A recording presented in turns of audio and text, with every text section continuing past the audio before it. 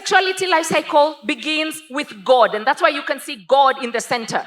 That He is the author of life, and ignoring Him brings us to the place of brokenness. And He made a man, and then He made a woman. And I will not belabor that because the speakers who came here before me, they have been able to articulate that. He did not make two men. He did not make two women. He made a man and a woman. And He brought them together in marriage. And to them, He blessed them with children. This child will be invisible for 9 months. But after 9 months, that child is going to be visible. Whether invisible or invisible, it's a child.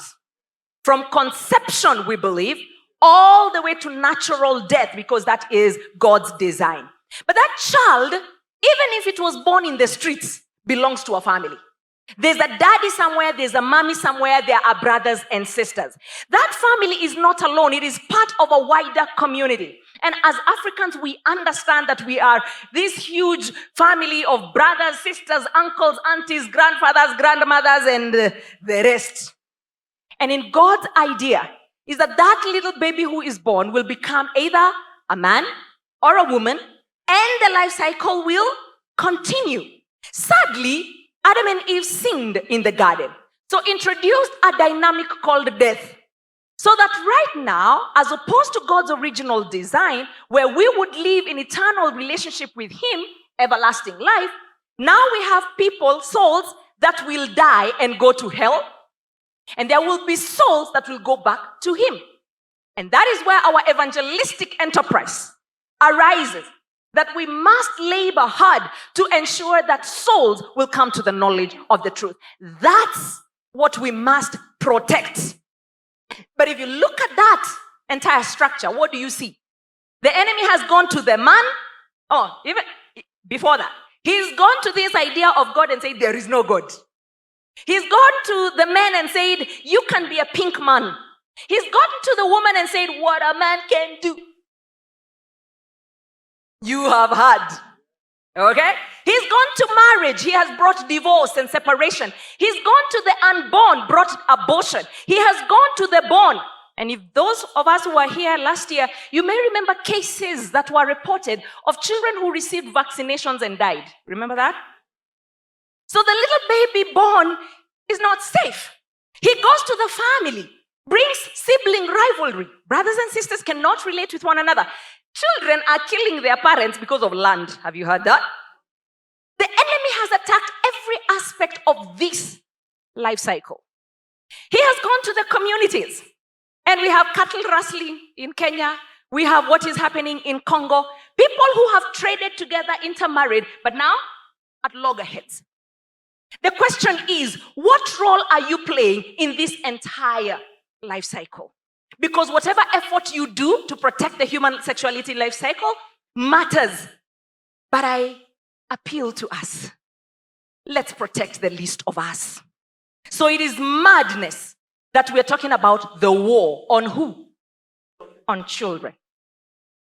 Well, we are saying this was supposed to be the safest place, the African heart. But right now, there are snakes that have entered through the gaps. Can you see the gaping holes? Now there are snakes inside our house. Mswahili akasema usipoziba ufa, utajenga nini? Ukuta. Suluhisho ni nini? Tuzibe ufa. All right? That is Greek for some. But the point there is that there are gaping holes through which the snakes have entered. The question is, what is the solution? Is it taking a club and pursuing the snakes that are inside to hit them? Well, that could be one of the solutions, and we must get rid of the snakes that are inside, but it is a tiresome endeavor, isn't it? But if you were to seal the gaps, then the household is protected. There are people who struggle with the idea of understanding that there is actually a sexual agenda, a sexualization agenda. Dr. Eda has done an amazing work in this field, and you can find her videos on YouTube, Dr. Eda Buta. And this is what I learned from her. And she has done all this research about the sexual revolution of the 1960s. And the reality here is that there are people who actually sat together, crafted the strategy, funded the strategy, equipped people, and sent them out as agents. The ones who arrived in Kenya in 2005. Well funded. The saddest thing is that in my little research, I have discovered that the people who sit in the boards that sexualize our children in the leading organizations are not Muslims, are not Hindus, they are Christians. So on Saturday or Sunday, they are in church, and you go search. You may be amazed at what you find. But there are three elements upon which the sexual revolution was hinged: depopulation, divorce, and gender ideology. For anyone who has read the book of Revelation, this should not come as a surprise, because the Bible actually does warn us that in the last days, what will people perpetuate? The death of other people. All right? And that's what depopulation is about. Now, based on the depopulation principle, the overarching mindset or ideology is that sex can be separated from fruit of sex. In other words, babies. Now, Dr. Wahome says, follow the money. When you follow the money, you will see clearly what this is all about. So who benefits from this trade? It's the people who are behind the contraceptives agenda, abortion, sterilization, euthanasia. I came into this conversation as a victim of the sexual revolution. But right now, I'm not standing in front of you as a victim. I am a victor. But there are those of us who are seated here, and some of us are already just still in the place of victims. I suffered from the sterilization aspect of this conversation. When I joined KCPF in 2015, I was still married, and I would get pregnant, lose it, get pregnant, lose it, get pregnant, lose it. I didn't understand what was happening because I had had 2 other children. I just wanted to have more babies. I believed more the merrier. Dr. Wahome happened to see me pregnant and not. And he dared to ask. You know, in Africa, we don't talk about these things. When you see a woman pregnant and then not, we don't talk about it. We don't touch that. But I thank God that he dared to ask. And so I shared with him, Daktari, this is happening to me and I cannot make sense of what is happening. And by the providence of Adonai, they were at the height of a research that they had been carrying out as the Kenya Catholic Doctors Association. And they had found so many women who were struggling to get pregnant, getting pregnant, losing pregnancies through miscarriages. And there was just too much of this. So they did their research and they discovered the tetanus jab that women get when you're pregnant and when you go to deliver a baby was laced with something in it, in layman's terms, that makes my body self-abortive.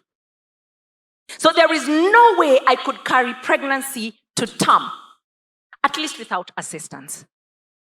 And so I was tested and I was found to be 87% positive of that. And long story short, I was put on the program and the regimen that they had. I had to get injections every week. The kind of injections the doctor warns you, this one is painful.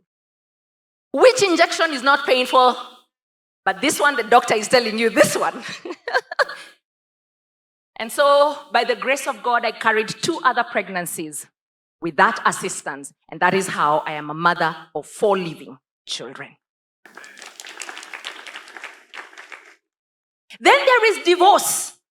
And the ideology behind it is that you can separate both sex and babies from marriage.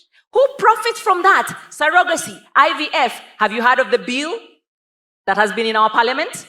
Have you seen the people pushing it? The third is the gender ideology, that the biological sex of the body does not matter. Who are the people who profit from this? Hormonal replacement therapies, sex change procedures. Right now, there is an organization that is in Mukuru kwa Jenga called Jinsi Yangu that is telling teenagers, if you feel you're in the wrong body, just come in and we will do this, take you through this, and you can change your sex. It's interesting for me, they don't go to Muthaiga, they don't go to Karen, they go to Mukuru kwa Jenga, they go to Kibera, they go to Madare. But who are the first people Jesus came for? The poor. He came and said, I brought the good news to who? To the poor. The idea here is to masculinize women and feminize or emasculate men. And you may remember when former President Obama came to Kenya, he came and said, love is love. Yeah? Gender is a social construct. The saddest thing is that the people behind this are those who push for the pedophilia. Pedophiles are behind this. Did you hear that the whole CSE was crafted by a guy called Kinsey? Research about him, he was a pedophile. And he would get children and get to time how long it would take them to get orgasm. What kind of a mind is that? So the underlying statement we're saying is that there is a war against our children. It is not a figment of our imagination. It is real. There's a beast that is after our children. It is a multi-headed beast. And as Mzazi, the intentional parent, we are focused on addressing ourselves to abortion, LGBTQ, comprehensive sexuality education, and pornography. Now, sadly, on February 24th, 2023, a lot happened in 2023. A lot of bad things happened in 2023. A criminality was legalized in Kenya. If you may remember, for those of us who participated in the promulgation of the new constitution of 2010, the one thing Kenyans from Kilifi to Lodwar to Kakamega, the Kenyans were agreeable about one thing. Hatutaki ushoga. We do not want homosexuality. Do you remember that? So I am in the KCPF group, and on this day, 24th, KCPF is not a very busy group. You know, people are professionals, and especially during the day, people are busy. But on this day, the conversations were something else. And I wondered what is happening. And as I followed through the conversations, people are asking, how did the Supreme Court of Kenya pass that without our knowledge? We were supposed to be enjoined in this case. We were aware of it, but they were mischievous. That happened on the 24th of February. August of the same year, comprehensive sexuality education was passed by Parliament. Now, please be reminded of a verse that was quoted here by a former speaker, Dr. Mukolwe. Matthew 18:6. Whoever causes one of these little ones who believe in me to sin, it would be better for him to have a great millstone hung around his neck and to be drowned. Now, please understand who is speaking these things. It is Jesus. It is merciful, compassionate, kind, tender Jesus who dies for people on the cross. And he says, if you reject me, ultimately I'll take you to hell. But for children, he is already passing on judgment. And he is saying, you who ensnares children, we are not waiting for you to go to hell. We have a judgment for you already. That you should have a what? And you should be dropped where? And we do not want your body floating. So this is just a brief of what I went through and how I came into this conversation. If you may remember, Cardinal John Jue talked about the vaccines. And if you're aware of any woman who has gone through this, there is hope and there is help. Because of those ones who are attacking the unborn, the children yet to be born. And there, the Prime Minister then spoke about it. And that is when Kenyans agreed, by the church probably is not insane.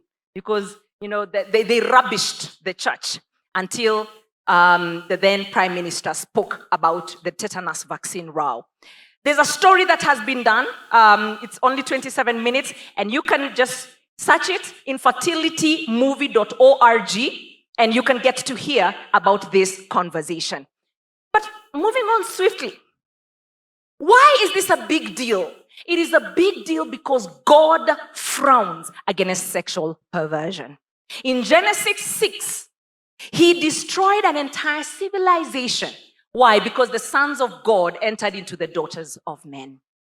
In Genesis 19, he destroyed the cities of the plain. Why? Because of homosexuality.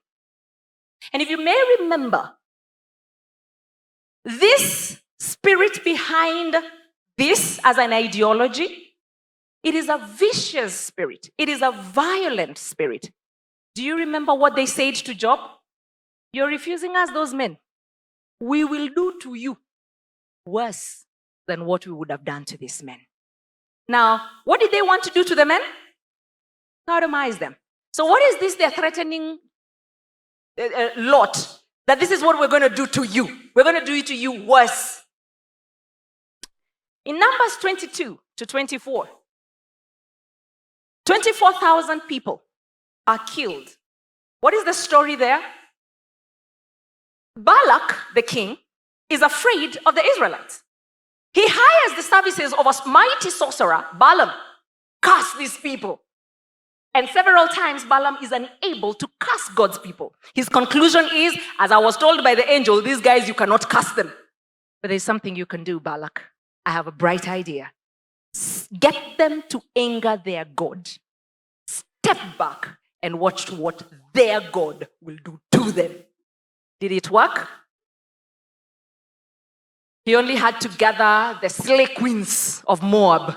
They seduced the Israelite men. And the conclusion of that is that 24,000 people dropped dead like flies. The wrath was only stopped by a man called Phinehas, who watched an Israelite man and a Moabite woman walk in front of Moses, going to the tent to do their business. The Bible says that he took his spear, followed the couple into the tent, and the Bible is so black and white. And it says it passed through the man's back into the woman's stomach.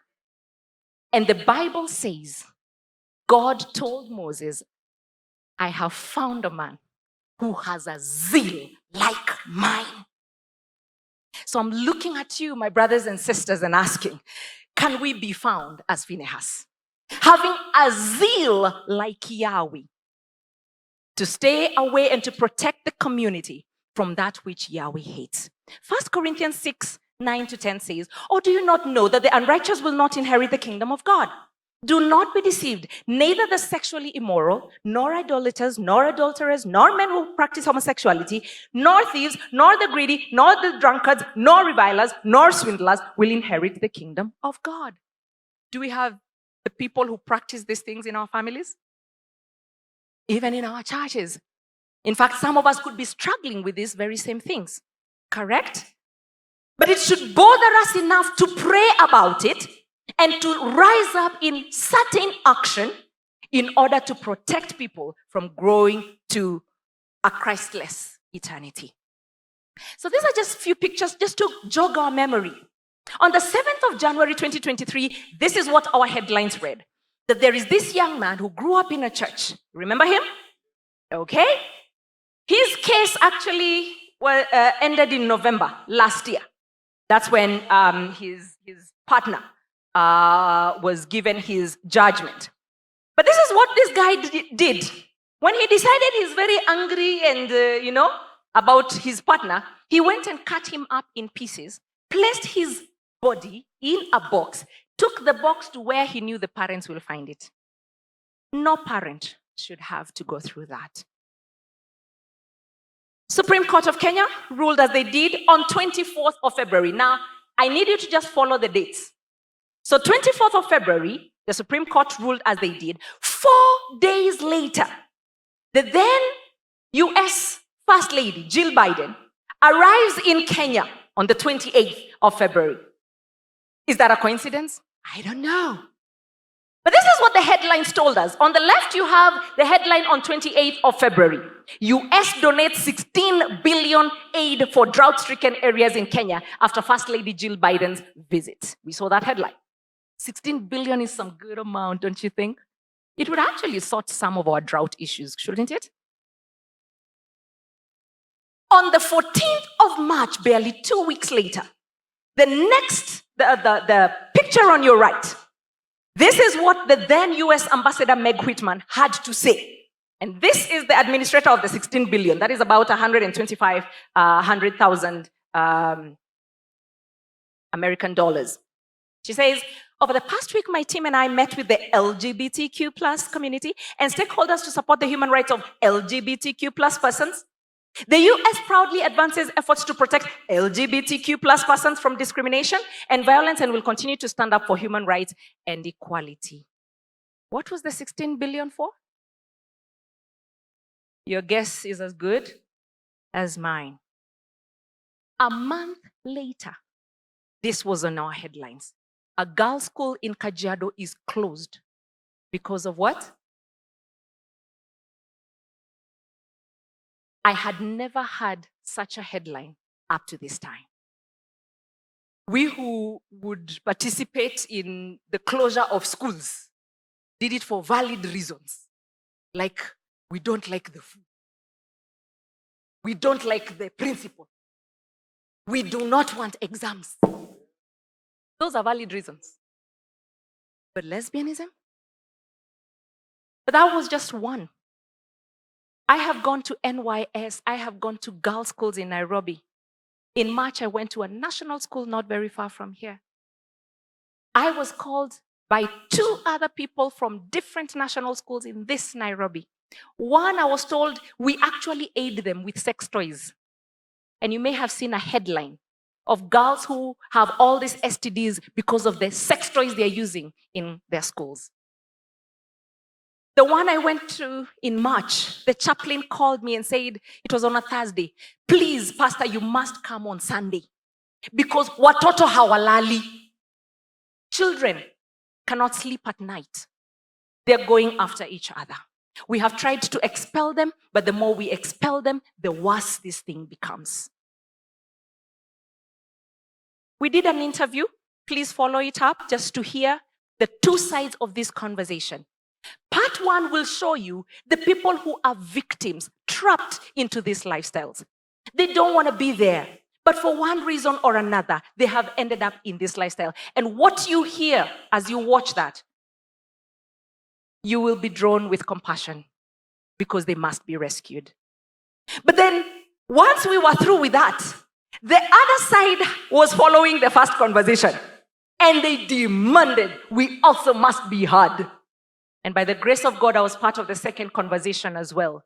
And this time I came face to face with the people who are saying, we have a right to teach these things to your children because you parents are failing in your job. The people behind this trade, pedophiles. They have now rebranded themselves minor attracted persons. In other words, we have a right to have sex with your children if your children can accept us. That's why they bring CSC to groom children, so that children will not reject it. Love of money, Jesus said, is the root of all evil. SRHR is the organization, is the consortium of organizations that have been pushing this agenda in Kenya. Whenever you see SRHR, understand that it implies abortion, contraceptives, and comprehensive sexuality education to children and youth. How are we affected? This is what CSE teaches children, and we have listened from the clip. It promotes abortion as safe. It teaches children it is their right. So parents are denying them a good thing because it is their right to acquire sexual pleasure. The standards that have been developed for CSE say that a child as young as 4 should be taught on how to masturbate. A child as young as 6 to 7 should be introduced to same-sex pleasure, girl to girl, boy to boy. A child as young as 14 years, should they feel they're in the wrong body, should be given the facilitation to change their gender. Now, most of us will miss this because it comes dressed in very beautiful terminology. They're called HIV prevention programs, life skills programs, menstrual hygiene programs. Hello? These ones are being taught in churches because they come with these names and the pastor believes, yes, our girls need this. But someone said the devil is in the details. And so since the parent won't sit there, since the pastor won't sit there, children are taught what is obscene. This is a manual by Dreams. Dreams is an organization that is across this country except Bomet. And this I say with a lot of delight. I went to Bomet last month. And as I had this conversation with these spiritual leaders, one of them actually said, we stopped Dreams from this county. How did you do that? I'll tell you how they did it later. But this is their manual. The first time I came across Dreams manual, I was impressed because the manual I was given, the one they give parents, is amazing. It's absolutely amazing. But they have another manual for the children. What is taught to the children. And how I even got to have it is because of just someone who the Holy Spirit convicted and said, Pastor Antoninah, I was doing this. We are told not to give it, but here, have it. It's incredible. God has his people everywhere. Now, this is a page where this is actually a screenshot I just took of the page. So they have a list of no risk, low risk, and high risk. Now, in the no risk, they indicate there, sorry, you may not be able to see it, but if you can leave your number behind there, there's a booklet, there's a book over there where you can leave your contacts. We can forward you this, and even the link where you can download it so that you can have it, all right? So amongst the list of bullets of no risk, they indicate dry kissing. Now, please understand, this is a manual they tell you they designed it for age 10 to 14. Their target was Kibera slums. That's where they began. So you're telling a 10-year-old dry kissing is no risk. What have you done? In the list of low risk, they say, bullet 1, wet or in brackets, deep kissing.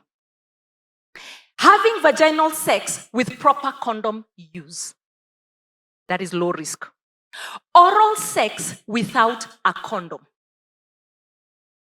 Brothers and sisters, fellow parents, even if your child is 45 years older like me, what is this? Moving on slowly. They go on to describe what is safer sex. These are some of the bullets. Hugging, kissing, massaging, rubbing against each other with clothes on, sharing fantasies, touching your partner's genitals as long as males do not ejaculate near any opening or broken skin. That is material for a 10-year-old. And it's being taught as we are seated here. This is another manual. This one a parent brought to me from her school. The school is a primary boarding school in Machakos. She found this in her daughter's bag. One of the things that she is asked to do, this is a role play.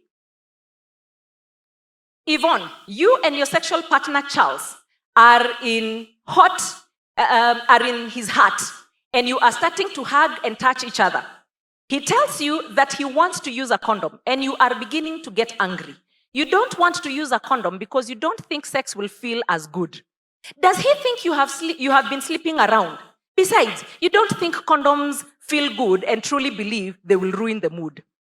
In italics, your task is to convince him to have sex without a condom. It's a role play, and there are 17 of them in that little booklet. That is for a grade 6 child.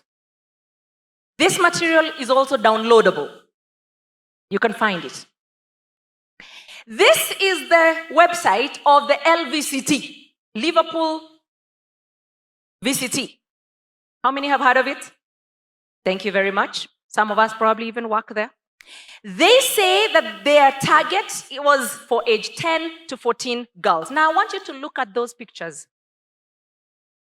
It's pornography. I took screenshots of this website, sent it to all my groups. And when the word went round within 72 hours, they pulled this thing down. Why am I sharing that? To show you that when we band together, darkness cannot overwhelm us. But Hosea 4:6 says, my people perish. Why? So they're teaching children how to have sex, sexting, porn, sex problems, hand job, masturbation, oral sex, fingering. So in August, our parliament passed the motion. I want to read just a statement. This is a research carried out by that side that promotes comprehensive sexuality education. And I will not read the whole of it. But they talk about the statistics of the numbers of, where they have researched where kids have received comprehensive sexuality education. Let me read from the middle. The following topics were suggested by the students: abortion, contraception, sexual rights, abstinence, and STI, HIV, and preferred CSC delivery means was school-based teaching, online resources, and school media, community-based elements, or trusted individuals. The students who had not received the intervention, referring to CSE, were more in favor of an abstinence-only approach and demonstrated more negative attitudes towards abortion. Now, this is their research. They're saying the kids who have not gone through CSE, our intervention, are against, have negative attitudes towards abortion. So this notion that our kids just have sex the whole time is a lie. The people who they have sexualized are the ones who are pro-abortion, pro all these evils. In other words, if we can keep CSE out of our children's minds, we will have protected a generation. A community health promoter walked up to me last year and told me they've been hired by government. I am aware they were hired by government, 100,000 of them across this country. She told me her space, she's been given 100 households, and she must enter each of those households within 2 months. And when she enters a household, she has a smartphone, and if she finds my 9-year-old daughter, she is supposed to ask my daughter, "Are you on any contraception?"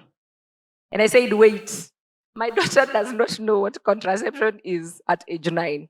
Said, yes, and that's what we expect. They will tell us. So my job is to refer her to the nearest clinic where she will go and find a nurse, and they will put her on contraceptives. And I asked, wait, will you tell me about this? He said, no, she's my client. I said, wait, in Kenya, the age of consent